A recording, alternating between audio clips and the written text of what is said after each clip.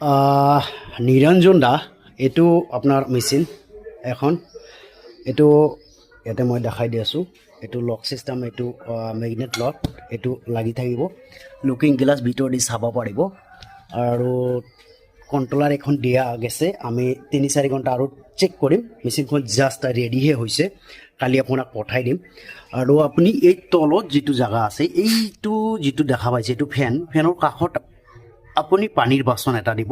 মানে যিকোনো পানীৰ বাচন এটা দিলে হ'ল পানী ভৰাই পেলাই ইয়াতে দিলে হ'ল আৰু ইয়াতে এখন টেৰে থাকিব ইয়াতে এখন টেৰে থাকিব তিনিখন টেৰে থাকিব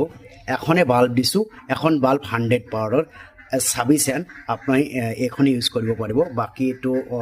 টেম্পাৰেচাৰ ইয়াতে দেখা পাব আৰু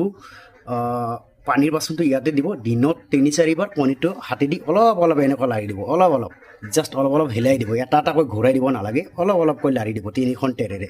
এখন ট্ৰেত আপোনাৰ 55 কৈ কণী ধৰিব আৰু এইটো লক কৰি বন্ধ কৰি দিব পানী চানি বা ভিতৰৰ অবজাৰভেশ্যন আপুনি এইটো লাইটটো টেম্পাৰেচাৰ 37.7ত নমাই গৈছে এইটো লাইটটো বন্ধ হৈ গৈছে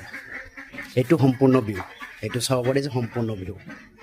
আপোনাৰ মেচিনখন নিৰঞ্জন দা নুমলীগড় যিটো আপোনাক কৈ আছোঁ বা ভিডিঅ'টো আপোনাক মই সেন্ড কৰি দিম বা এখন মই ইউটিউব চেনেলত আপলোডো কৰিম আপুনি মেচিনখন পোৱাৰ পিছত নিশ্চয় কমেণ্টছ কৰিব নিৰঞ্জন দা যে মেচিনখন পাইছেনে নাই এনে গৰমত এখন বাল্ব ইউজ কৰা গৈছে 100 পাৱাৰৰ 150 কেপাচিটি যিটো আমি ইউজ কৰোঁ 150 কেপাচিটি এইটো মানে